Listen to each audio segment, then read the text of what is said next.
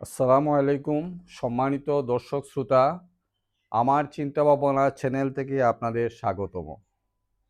আমি আব্দুল লতিফ, দীর্ঘ 24 বছর শিক্ষকতা করেছি। 2017 সালে জোরপূর্বক অবসরে আসতে বাধ্য হয়েছি। বুঝতেই পারছেন কী জন্য বাধ্য হলাম। ভালো শিক্ষক ছিলাম না সেজন্য না, স্লোগানবাড়ি শিক্ষক হতে পারি নাই সেজন্য। এরপর লেখালেখির সাথে জড়িত আছি, অনেকগুলো অনুবাদ বইয়ে কাজ করেছি, মৌলিক বইয়ে কাজ করেছি, কিন্তু মানুষের সাথে সরাসরি আইডিয়া শেয়ার করা থেকে বঞ্চিত হয়েছি। আজ এমন একটা জাতীয় সন্ধিক্ষণে আপনাদের সাথে কিছু আইডিয়া শেয়ার না করে পারলাম না।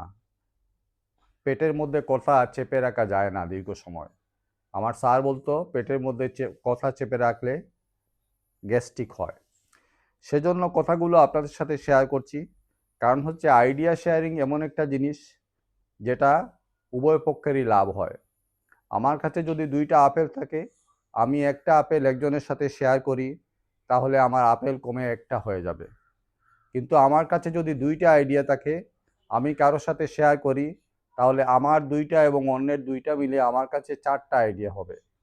এইটাতে সব দিকেই লাভবান হওয়া যায়। আমাদের সমস্যা হলো আমরা নিজেদের চিন্তা ভাবনাটা করি না। অনেক সময় অনুকরণ করি, ভুল অনুকরণ। অনেক সময় ট্রেডিশনালি চলতে থাকি, যেভাবে অতীতে চলেছে সবাই সেভাবে। আজ 12ই ফেব্রুয়ারিকে সামনে রেখে জাতির একটা বিশেষ দিন, জাতীয় পরিবর্তনের উত্থানের একটা মুহূর্ত। এই মুহূর্তকে সামনে রেখে আপনাদের সাথে কথা বলছি। বন্ধুগণ, আপনাদের জুলাই বিপ্লবের কথা মনে আছে। আমারও যখন মনে হয় তখন চোখের পানি ধরে রাখতে পারি না। এই বিপ্লবে মারা নিজের সন্তানকে ঠেলে দিয়েছে মৃত্যুর মুখে। এই যে মা বোনদের আত্মত্যাগ, হাজার হাজার তরুণের আত্মত্যাগ, এইসব মিলিয়ে আমরা আজ কথা বলতে পারছি আমরা স্বাধীন হয়েছি। এর আগে আমাদের মুক্তিযুদ্ধ হয়েছে, বিভিন্ন আন্দোলন হয়েছে। প্রত্যেকটা আন্দোলনেই যারা আন্দোলনকারী তাদের উদ্দেশ্য সৎ ছিল। তাদের উদ্দেশ্য ছিল যে একটা ভালো সমাজ গড়ে তোলা, কিন্তু আলটিমেটলি সেটা হলো না। এবং হলো না বলতে এমন না যে 2-1 বছরে হয় নাই।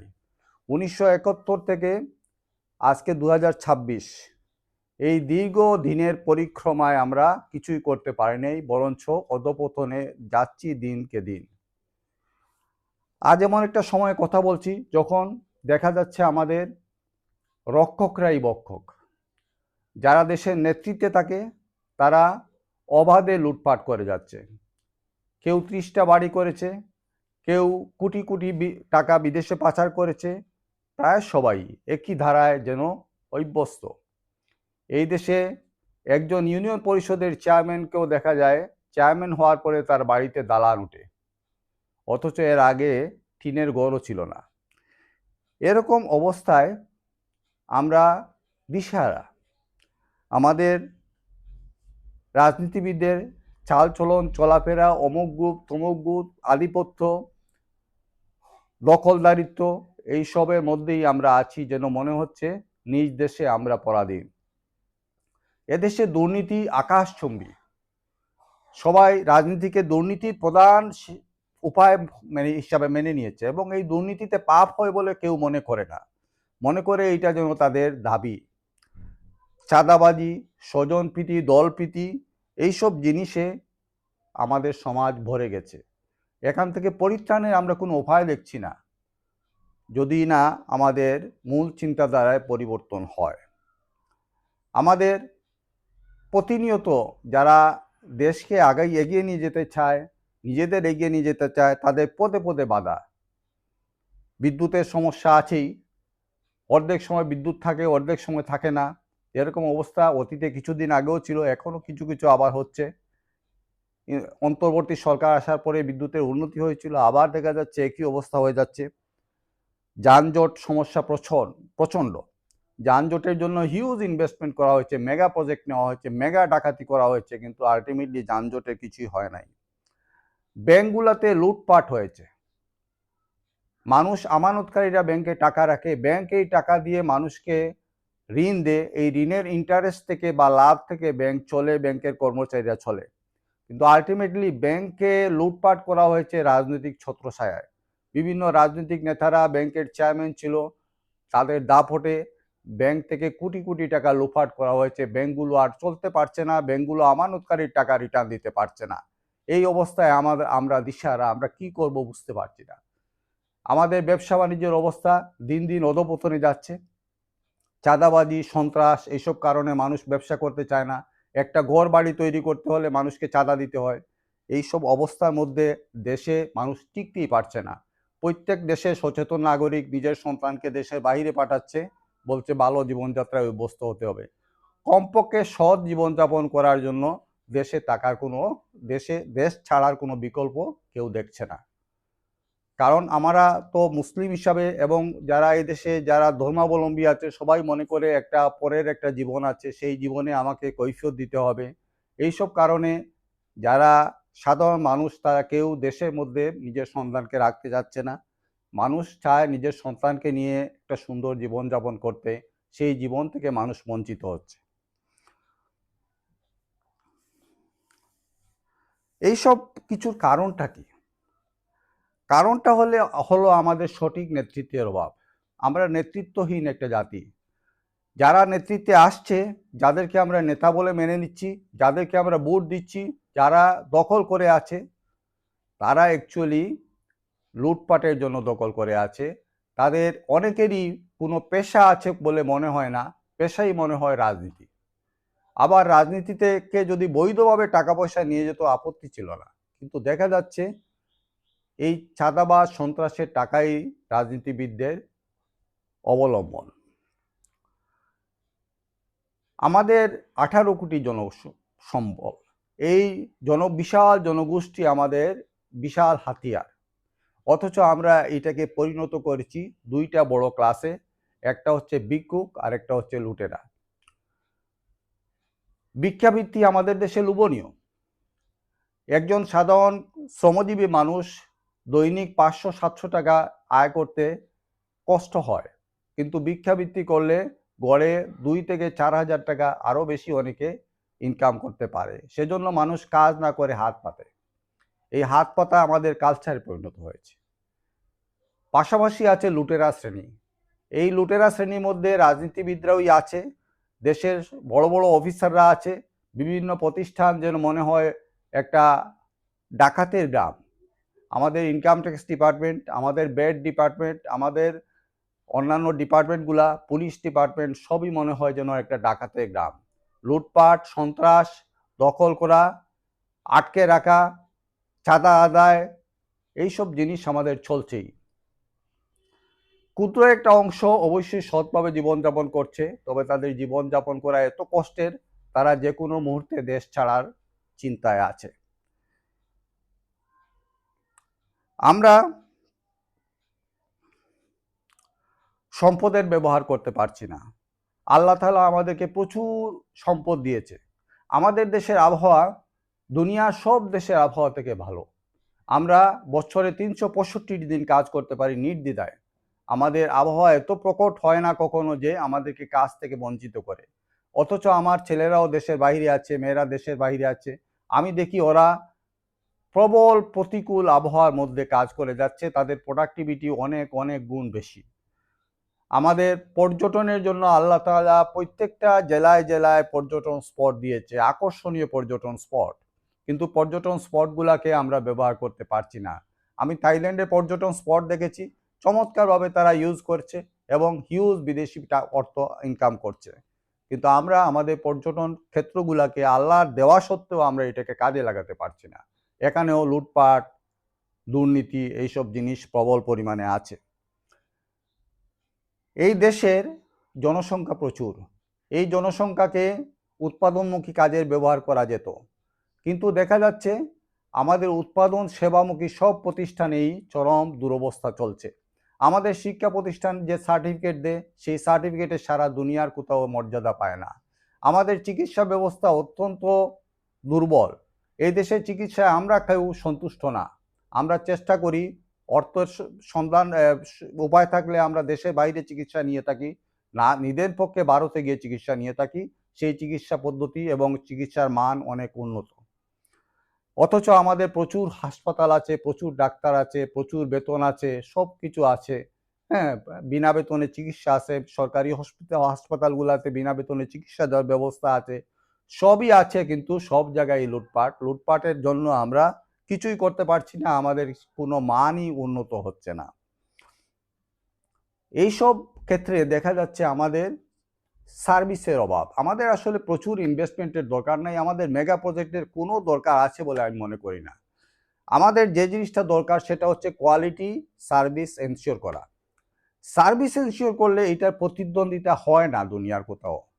বন্ধুগণ, আমরা যদি একটা প্রোডাক্ট উৎপাদন করি, এই প্রোডাক্টের প্রতিযোগী প্রতিষ্ঠান দেশের বাইরে হতে পারে, দেশের বাইরে থেকে 2 দিন পরে আমাদের মার্কেটটা তারা ছিনিয়ে নিয়ে যেতে পারে। কিন্তু আমরা যদি নিজেদের কোয়ালিটি ডেভেলপ করি, নিজেদের সার্ভিস ডেভেলপ করি, এই সার্ভিস কোয়ালিটি কেউ ছিনিয়ে নিয়ে যেতে পারে না। এই দেশের মানুষ পারে। যদি বলা হয় যে এই দেশের মানুষ পারে না, এটা ভুল কথা।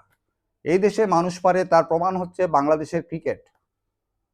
এই কিছুদিন আগে ক্রিকেটের মান বলতে কিছুই ছিল না, অথচ অল্প দিনের দেশের তরুণরা, যুবকরা আটমোস্ট চেষ্টা করাতে তারা ক্রিকেটে বিশ্বমান অর্জন করতে পেরেছে। একই পন্থায় আমাদের শিক্ষকরাও বিশ্বমান অর্জন করতে পারবে, আমাদের চিকিৎসকরাও বিশ্বমান অর্জন করতে পারবে। সার্টিফিকেট তো সবাই কালেকশন করেছে, সবাই পড়াশোনা করেছে, মাস্টার ডিগ্রি অর্জন করেছে, হ্যাঁ, এমডি ডিগ্রি অর্জন করেছে, কিন্তু আলটিমেটলি কোয়ালিটি সার্ভিস এনশিওর করছে না, করার কোনো ইচ্ছাও নেই। আমি শিক্ষকতায় ছিলাম, আমি জানি আমার শিক্ষা ফিল্ডটা কি। আমরা রুগী হিসাবে হাসপাতালে যাই, দেশে বিদেশে যাই, আমরা জানি চিকিৎসার অবস্থাটা কি। এই অবস্থার পরিবর্তনের জন্য মেগা প্রজেক্টের দরকার নাই, মেগা বিনিয়োগের দরকার নাই, শুধুমাত্র একটা ভালো লিডারশিপ আসলে আমাদের অবস্থা পরিবর্তন হবেই। আমাদের দেশের এন্টারপ্রেনারশিপের অবস্থা চরম খারাপ। এখানে যারা এন্টারপ্রেনার তারা হচ্ছে ব্যাংক ডাকাত। প্রয়াত অর্থমন্ত্রী সাইফুর রহমান সাহেব বলতেন, আমাদের শিল্প রুগ্ন কিন্তু শিল্পপতি তাজা। দেখা যায় ব্যাংক থেকে টাকা নিয়ে আমরা দেশে বিদেশে ইনভেস্ট করি, দেশে ইনভেস্ট করি না। বিদেশে ইনভেস্ট করি, বিদেশে টাকাকে নিরাপদে রাখি, বাড়ি করি, গাড়ি করি, অনেক কিছু করি, কিন্তু আলটিমেটলি এই দেশের শিল্পকে উন্নত করার জন্য আমাদের কোনো চেষ্টা থাকে না। আমরা যদি ভালো নেতৃত্ব আসে এবং চিন্তা করে এই দেশের যারা অ্যাকচুয়ালি এন্টারপ্রেনার হতে পারবে, আসলে ভাই সবাই এন্টারপ্রেনার হতে পারে না। এন্টারপ্রেনার হওয়ার জন্য আরেকটা উদ্ভাবনী শক্তির প্রয়োজন হয়, উদ্ভাবনী চিন্তার প্রয়োজন হয়, সৃজনশীল চিন্তার প্রয়োজন হয়। হ্যাঁ, সবাইকে যদি আমরা আহ্বান করি চাকরি নয় উদ্যোক্তা হও, তাহলে সবাই পারবে না। যাদের মধ্যে এই চিন্তা আছে, যারা এন্টারপ্রেনার হওয়ার ঝামেলা জঞ্জাট বুকে পেতে নিতে পারে, যারা কষ্ট সহ্য করতে পারে, তারাই এন্টারপ্রেনার হতে পারে। যারা উত্থান পতনে অবিচল থাকতে পারে, তারাই এন্টারপ্রেনার হতে পারে। আমরা যদি ভালো নেতৃত্ব যদি দেশে আসে, এন্টারপ্রেনার সার্চ করে এবং এন্টারপ্রেনারকে যাবতীয় সাপোর্ট দেয়, আজকে ইসরায়েল বলতে পারে we are most fertile land for entrepreneur. Actually তারা তাই করছে। সারা বিশ্বের সবগুলা ব্র্যান্ডই তাদের 2 কোটি মানুষ দখল করে নিয়েছে। মানুষ চাইলে কি না পারে, মানুষ চাইলে কোয়ালিটি ডেভেলপ করলে কি না পারে। এই যে আমরা ক্রিকেটের উদাহরণ দিলাম, প্রত্যেক ক্ষেত্রেই আমাদের দেশের মানুষই দেশের বাইরে অনেক ভালো কাজ করতে পারছে, কিন্তু আমাদের দেশে আমাদের এনভায়রনমেন্টে কিছুই করতে পারছে না। এই না করার কারণটা হচ্ছে আমাদের নেতৃত্ব। আমাদের নেতৃত্ব একটা গর্তের মধ্যে বন্দী। আমরা মনে করছি যে একটা অঘোষিত রাজতন্ত্রের মধ্যে আমরা আছি, যে এই নেতৃত্ব ছাড়া আমাদের চলবে না। এই চিন্তা থেকে আমাদের বের হতে হবে। আজকের চিন্তা ভাবনা আপনাদের আহ্বান জানাচ্ছে, আমরা চিন্তা ভাবনা থেকে বের হব। যারা চাকরি চাচ্ছে, আমরা চাইলেই আমাদের 0 আনএমপ্লয়মেন্টে নিয়ে আসতে পারি, চাইলেই পারি। এই যে এন্টারপ্রেনার তৈরি করব, তাদের এন্টারপ্রেনার প্রতিষ্ঠানে হিউজ পরিমাণ লোক লাগবে, আমরা লোকের কর্মসংস্থান করতে পারবো। আমাদের চাকরির ক্ষেত্রে সমস্যা হচ্ছে বেটে বলে সংযোগ হচ্ছে না। যে কোয়ালিটির লোক আমরা চাই, প্রতিষ্ঠান চায়, সেই কোয়ালিটির লোক পায় না। আবার চাকরি যারা চায় তারা তাদের উপযুক্ত জায়গা খুঁজে পায় না। Right man for right place, এটা সম্ভব হচ্ছে না। এটা ম্যাচিং করার জন্য যদি কোনো প্রতিষ্ঠান থাকে, ডেডিকেটেড প্রতিষ্ঠান থাকে, তাহলে এটা সম্ভব। আসলে একটা সত্যনিষ্ঠ দল যদি থাকে, এই দল দেশটাকে পরিচালনা করে, তাহলে এই দেশে সব কিছুই সম্ভব, কিন্তু হতে হবে দলটাকে সত্যনিষ্ঠ।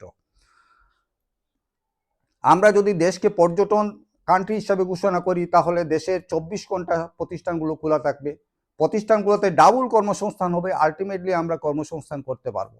আমাদের আগে প্রশাসক স্বৈরশাসক দেখা গেল রবিবার বন্ধ ছিল, তার সাথে শনিবারও বন্ধ দিয়ে দিল।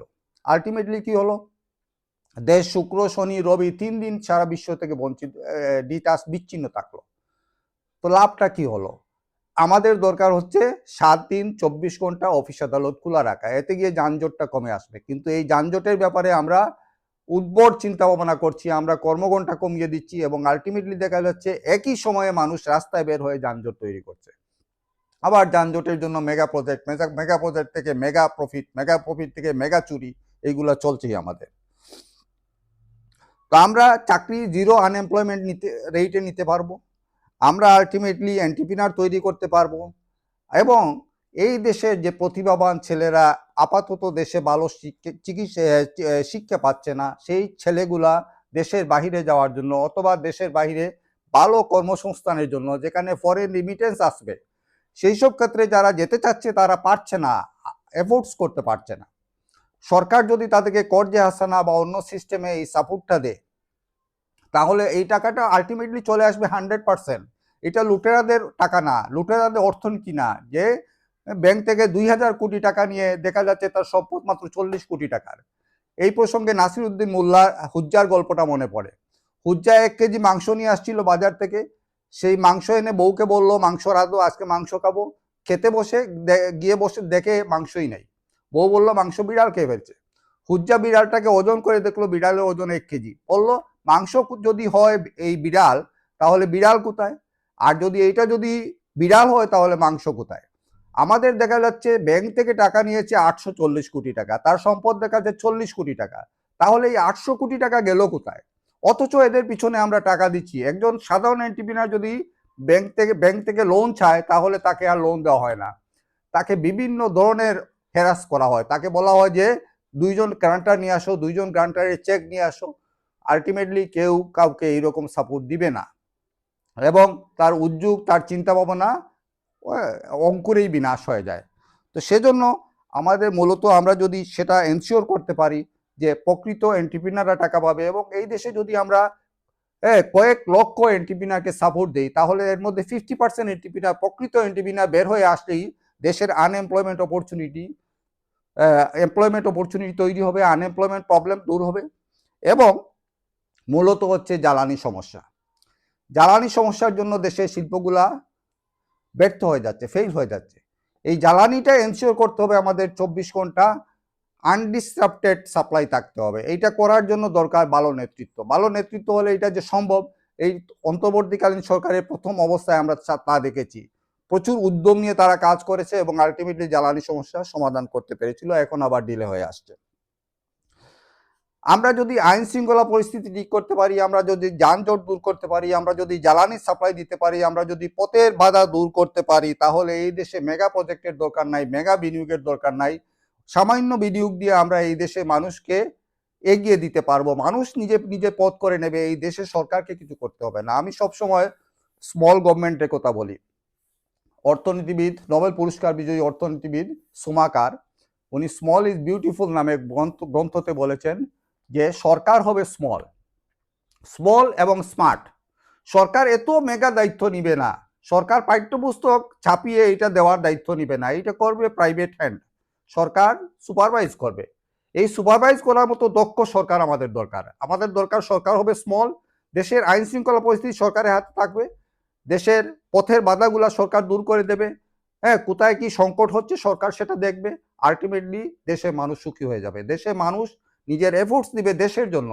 এবং এখন বিদেশে যারা আছে, দেশে একটা ভালো এনভায়রনমেন্ট হোক, সবাই দেশে চলে আসবে, সবাই দেশে চলে এসে প্রচুর এফোর্টস দিবে, দেশটাকে নিয়ে এগিয়ে যাবে, আমাদের তরুণ সমাজকে নিয়ে এগিয়ে যাবে, আমাদের দেশের সব সমস্যার সমাধান হবে। আমাদের দেশে মানুষকে অলস করার যেসব প্রক্রিয়া আমাদের চলছে, এই ফ্যামিলি কার্ড, এই কার্ড, সেই কার্ড, এইগুলো আসলে ভুল ধারণা বন্ধুগণ। এইসব থেকে সরে আসা আমাদের দরকার, কারণ হচ্ছে এইগুলাই হচ্ছে দেশে প্রোডাক্টিভিটি নষ্ট করে।